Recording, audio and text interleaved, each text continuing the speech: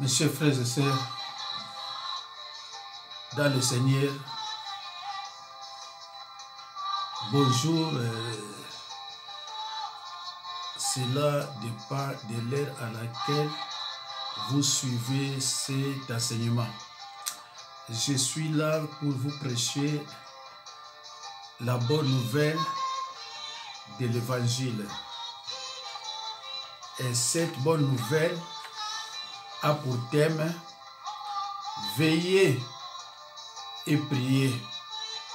Craignez qu'il vous trouve endormi à son arrivée soudaine.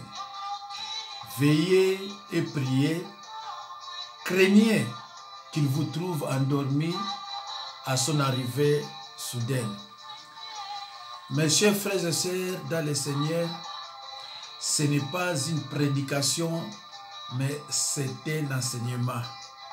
Il y a des gens parmi vous qui m'ont contacté par téléphone pour me dire que en lisant, en prêchant la parole de Dieu, je donne les versets bibliques un peu, je les cite un peu plus vite. Alors, ils m'ont demandé d'aller un peu lentement. C'est pour cela, mes chers frères et sœurs, j'ai entendu ce que vous m'aviez dit et je le ferai. Et je vais le faire tout de suite là. Merci. Mes chers frères et sœurs dans le Seigneur,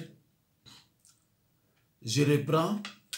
Le thème de notre enseignement d'aujourd'hui est intitulé « Veillez et priez, mais craignez qu'il vous trouve endormi à son arrivée soudaine. » Mes chers frères et sœurs dans le Seigneur, tous les hommes que Dieu a utilisés puissamment dans la Bible ont été tous des hommes de prière. Un homme ou une femme qui ne consacre pas beaucoup de temps à la prière ne saurait être appelé à juste titre croyant né de nouveau. La Bible nous recommande de prier sans cesse, car Satan le diable rôde comme un lion rugissant, cherchant qui dévorer. 1 Thessaloniciens 5:17. 1 Thessaloniciens 5:17. Frères et sœurs en Christ, la Bible nous prévient dans le livre des Psaumes 56:7. Ils complotent, ils épient, ils observent mes traces parce qu'ils en veulent à ma vie. C'est pourquoi veillez et priez afin de pouvoir résister dans les mauvais jours. Mes chers frères et sœurs, dans le Seigneur, avec la conversion, nous entrons directement dans le combat avec Satan et avec le monde. C'est pour cela, frères et sœurs, veillez donc et priez en tout temps, afin que vous ayez la force d'échapper à toutes ces choses qui arriveront et de paraître debout devant le Fils de l'homme. Mes chers frères et sœurs, dans le Seigneur, avec la conversion, nous entrons directement dans le combat avec Satan et avec le monde. C'est pour cela, mes frères et sœurs dans le Seigneur, veillez donc et priez en tout temps, afin que vous ayez la force d'échapper à toutes ces choses qui arriveront et de paraître debout. Mes chers frères et sœurs, dans le Seigneur, par la prière, l'enfer tout entier est impuissant. L'apôtre Paul nous recommande dans Colossiens 4:2, persévérez dans la prière, veillez-y avec action de grâce. Mes chers frères et sœurs, dans le Seigneur, Jésus priait constamment. Luc 6:2. Jésus priez constamment. Luc 6, D. Moïse était un homme de prière. Exode 32, 9 à 14. David également. Psaume 28, 1. Psaume 51, 3 à 6. L'apôtre Paul priait pour chaque église. Romains 1, 8 à 10. Éphésiens 1, 15, 19. Colossiens 1, 9 à 11. Frères et sœurs en Christ, on dit aussi que même le plus gros arbre de la forêt, à force de lui donner des coups de hache, il va finir par s'écrouler. De même, à force de prier avec foi, vouloir ou pas, les attaques de l'ennemi seront nulles et sans effet. Mes chers frères et sœurs, dans le Seigneur, même le plus gros arbre de la forêt, à force de lui donner des coups de hache, il va finir par s'écrouler. Quel que soit le temps cela prendra, il va finir par s'écrouler. Mes chers frères et sœurs, de même, à force de prier avec foi, vouloir ou pas, les murailles de l'ennemi tomberont au nom de Jésus-Christ. Frères et sœurs en Christ, la solution se trouve dans la prière. La solution se trouve dans la prière. Le chemin de la gloire est torturé, plein d'épines et de montagnes. C'est pour cela qu'il faut prier sans cesse. Bien-aimés en Christ, on peut avoir beaucoup de mal à casser une pierre à l'aide de bâton.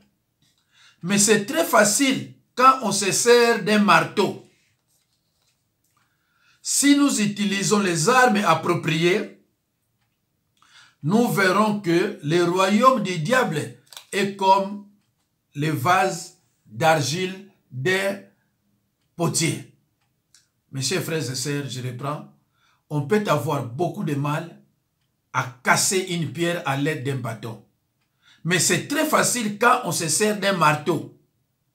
Si nous utilisons les armes appropriées, nous verrons que le royaume du diable est comme le vase d'argile d'un potier. Même si l'argile est dure, elle doit céder d'un martelage persévérant. Surtout celui-ci, surtout celui qui met en pratique la parole, les jeûnes, la louange et l'action de grâce. Frères et sœurs en Christ, le martelage persistant que constituent les supplications renverseront le royaume du diable, même si les premiers coups n'arrivent pas à le faire. Mes chers frères et sœurs, dans le Seigneur,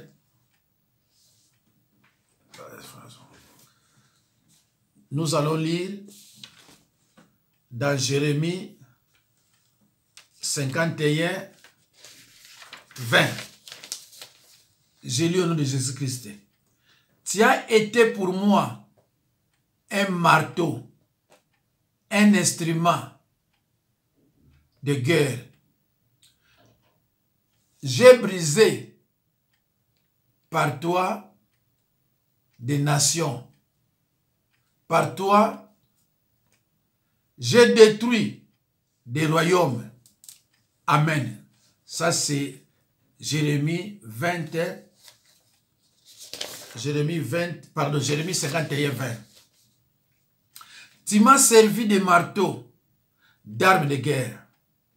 J'ai mis en pièces par toi des nations. Par toi, j'ai détruit des royaumes. Mes chers frères et sœurs dans le Seigneur, nous devons faire de même. Briser en morceaux et continuer à prier, à briser jusqu'à ce que tout soit réduit à miettes. à miettes impuissantes. Frères et sœurs en Christ, la position pendant la prière n'est pas statique. On peut se tenir debout, puis s'asseoir et ensuite s'agenouiller. Prier en silence ou à haute voix. La Bible ne fixe pas de règles. Jérémie pria du fond de la fosse. Lamentation 3, 55 à 56. Jérémie pria du fond de la fosse.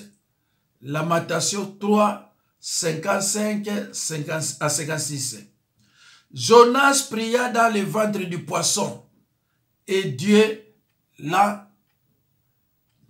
Dieu l'entendit. Jonas chapitre 2 verset 1 à 11. Qu'est-ce que veiller dans la prière? Veiller, c'est être dans un état spirituel et physique, pleinement alerte et calme devant le Seigneur, afin qu'il puisse nous révéler certaines choses.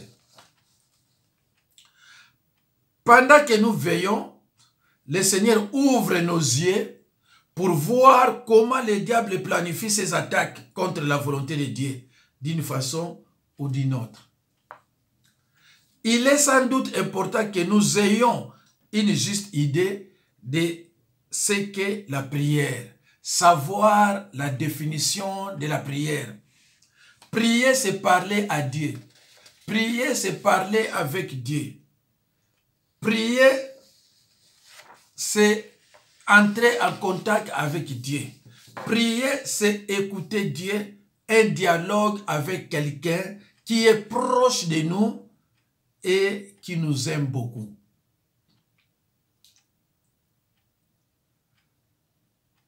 Mes chers frères et sœurs, prier, c'est demander et recevoir.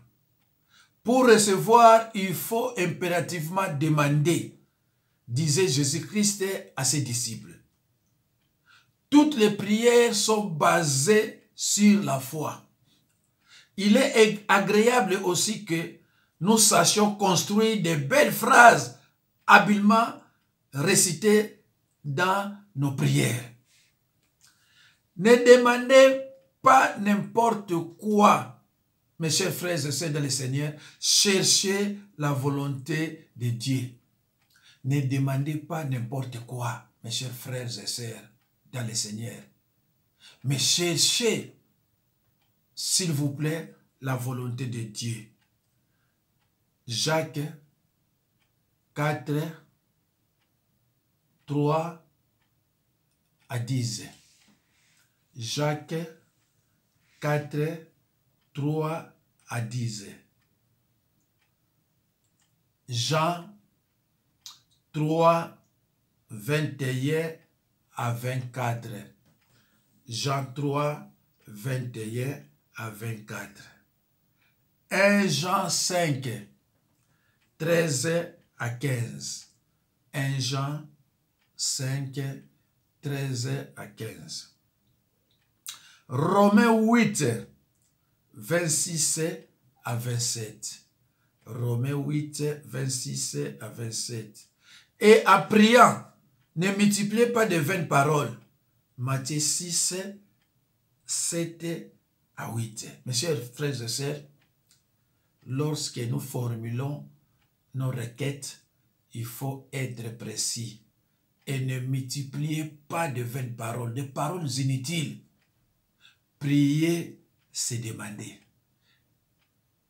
Et demander pour recevoir.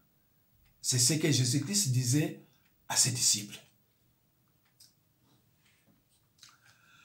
En priant, ne multipliez pas de vaines paroles. Matthieu 6, 7 à 8.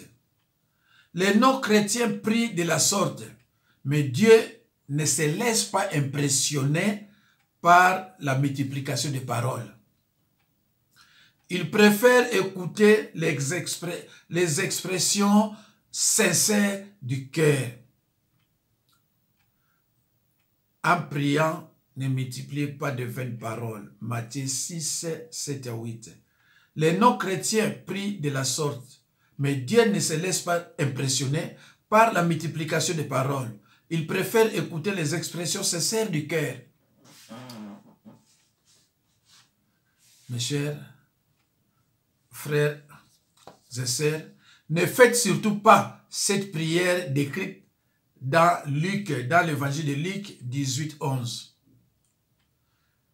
Prière des pharisiens. Mes chers frères et sœurs, ne faut pas imiter ou prendre cette prière en considération. N'imitez pas cette prière, mes chers frères et sœurs, la prière des pharisiens. Écoutez ce qu'il dit, ce qu'il fait comme prière. Luc 18, 11. Les pharisiens debout priaient ainsi à lui-même. Luc 18, 11. Les pharisiens, prière d'un pharisien. Les pharisiens debout priaient ainsi à lui-même. Ô Dieu, je te rends grâce de ce que je ne suis pas comme le reste des hommes qui sont ravisseurs, injustes, adultères, ou même comme ces publicains. Je jeûne 2 fois la semaine. Je donne la dîme de tous mes revenus. Mes chers frères et sœurs dans le Seigneur, les pharisiens, tout en adoptant la forme de la prière, ne parlaient pas en réalité à Dieu.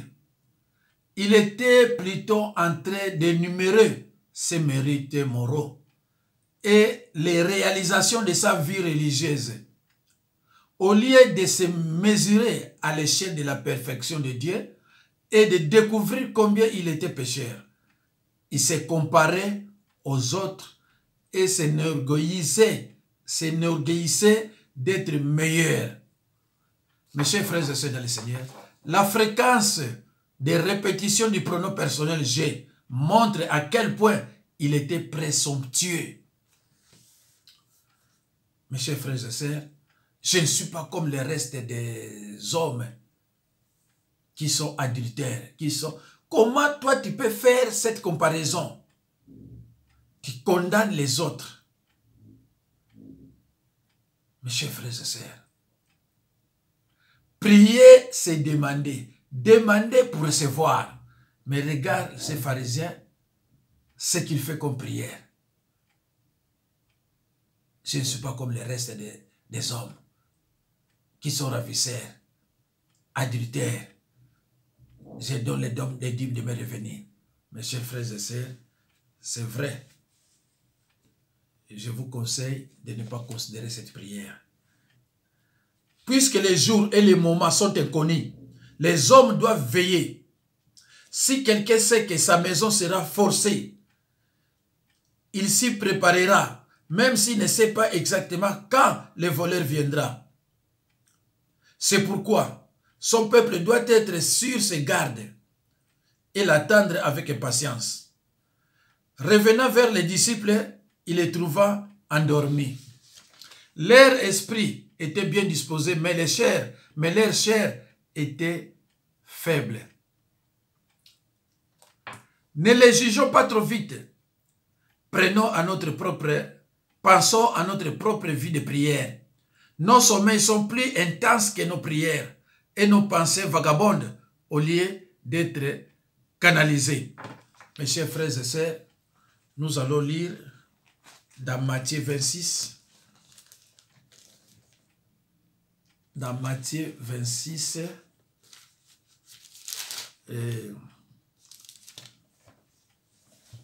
Matthieu 26, 40 à 45.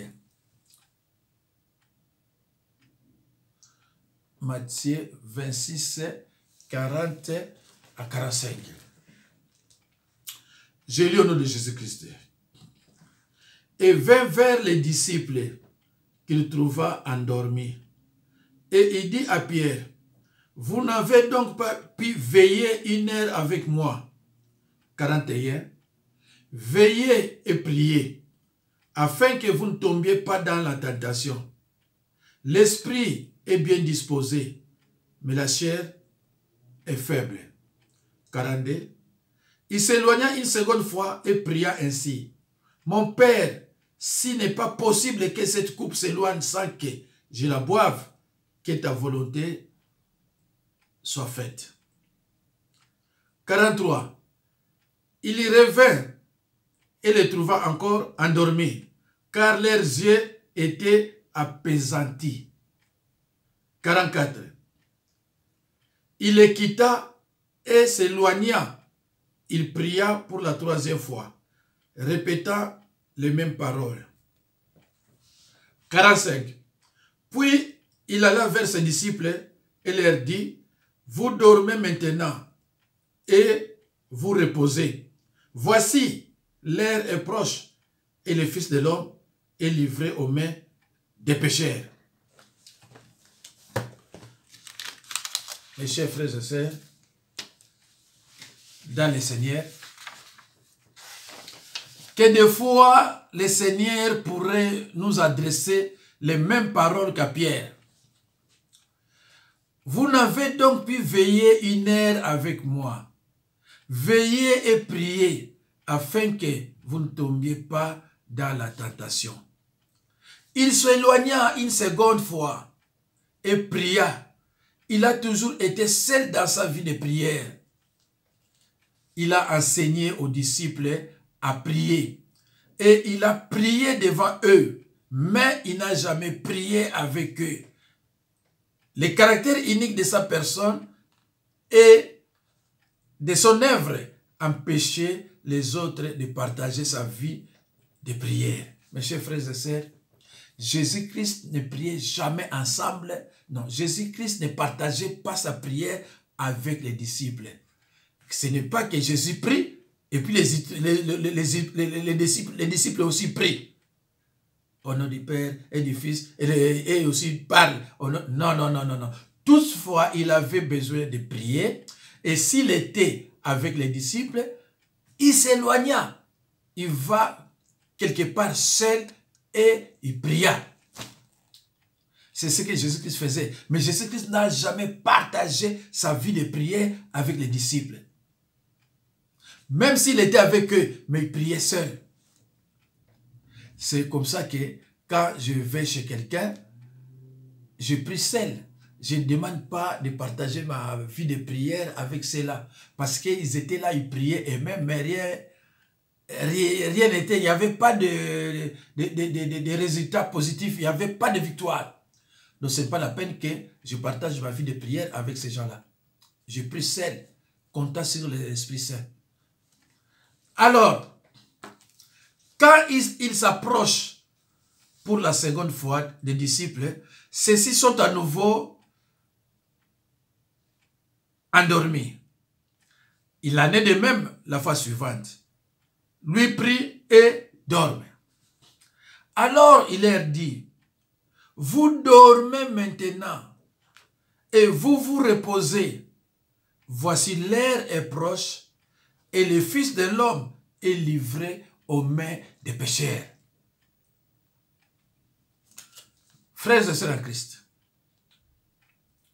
les vrais chrétiens doivent veiller et prier en tout temps, en se séparant ainsi du monde des impies. Des impies, c'est-à-dire des gens qui offensent la religion. On les appelle les impies. Les gens qui contestent, qui détestent notre doctrine. Frères et sœurs en Christ, les vrais chrétiens doivent veiller et prier en tout temps, en se séparant ainsi du monde des impies, condamnés à subir la colère de Dieu. Ainsi, ils seront en mesure de rester debout devant le Fils de l'homme. Mes chers frères et sœurs, dans le Seigneur, il s'est retiré sur la montagne des Oliviers pour y passer la nuit. Mes chers frères et sœurs, dans le Seigneur, Jésus s'est retiré sur la montagne des Oliviers pour passer la nuit. Luc 21, 37 à 38. Toutefois, mes chers frères et sœurs, quand il est avec ses disciples, Jésus s'est retiré, même pendant la nuit, Jésus s'est retiré seul à aller prier. Il savait aussi, il disait toujours que ses disciples aussi étaient des hommes de paix de foi. Donc, il ne pouvait pas partager sa vie de prière avec les disciples. Toujours, il priait seul.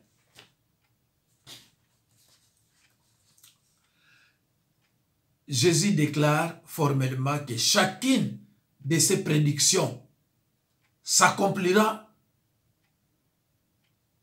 immanquablement.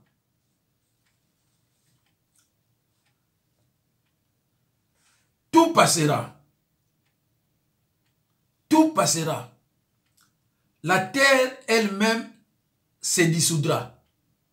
Mais tout ce qu'il a annoncé s'accomplira. Je reprends, mes chers frères et sœurs. Jésus déclare formellement que chacune de ses prédictions s'accomplira immanquablement.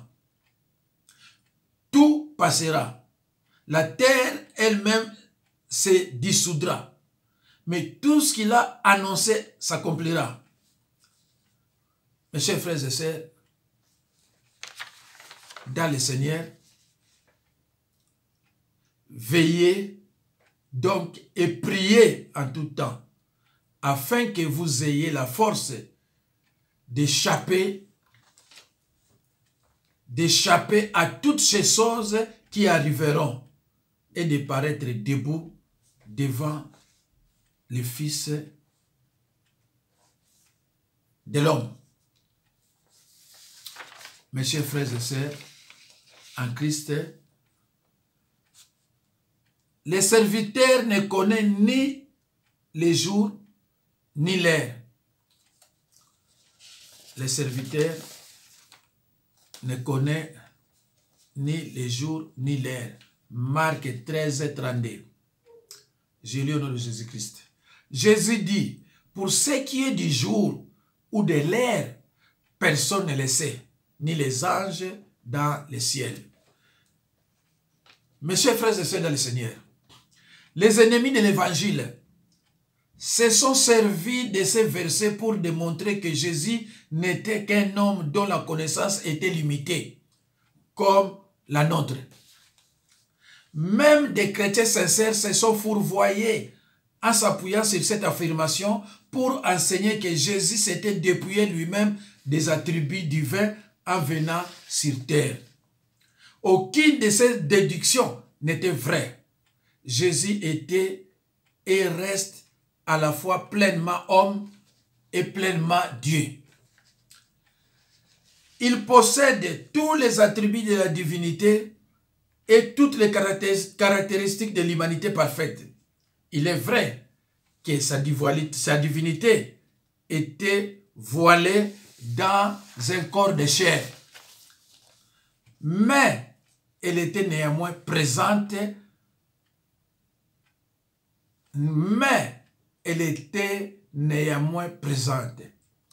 À aucun moment, Jésus n'a manqué d'être pleinement Dieu. Comment se fait-il alors qu'il ne connaisse pas l'instant de son retour? Mes chers frères et sœurs, dans le Seigneur, nous croyons que la réponse se trouve en Jean 15, 15. Mes chers frères et sœurs dans le Seigneur, le serviteur ne sait pas ce que fait son maître. En tant que serviteur parfait, le Seigneur Jésus ignorait quand il reviendrait. En tant que serviteur parfait, le Seigneur Jésus ignorait quand il y reviendrait. Jean 12, 5 à 6. Jean 17, verset 8. En tant que Dieu, il le sait évidemment. Mais en tant que serviteur, il ne lui était pas donné de les savoir et de pouvoir l'annoncer aux autres. Mes chers frères et sœurs, dans le Seigneur, en tant que Dieu, il le sait évidemment. Mais en tant que serviteur, il ne lui était pas donné de le savoir et de pouvoir l'annoncer aux autres. Mes chers frères et sœurs, dans le Seigneur, prenez vos Bibles, ouvrez-les avec humilité. Nous allons lire dans l'évangile de Marc, chapitre 13, versets 33 à 37. J'ai lu au nom de Jésus-Christ. 33. Prenez garde, veillez et priez, car vous ne savez quand ce temps viendra. 34. Il en sera comme d'un homme qui, partant pour un voyage, laisse sa maison, remet l'autorité à ses serviteurs, indique à chacun sa tâche et ordonne au portier de veiller. 35. Veillez donc, car vous ne savez quand viendra le maître de la maison, ou le soir, ou au milieu de la nuit, ou au chant du coq, ou le matin. 36. Craignez qu'il vous trouve endormi à son arrivée soudaine. 37. Ce que je vous dis, je le dis à tous. Veillez. Mes chers frères et sœurs, dans le Seigneur, écoutez ce que Jésus-Christ dit. Veillez donc, car vous ne savez quand viendra le maître de la maison, ou le soir, ou au milieu de la nuit, ou au chant du coq, ou le matin. Craignez qu'il ne vous trouve endormi à son arrivée soudaine. Ce que je vous dis, je le dis à tous. Veillez. Mes chers frères et sœurs,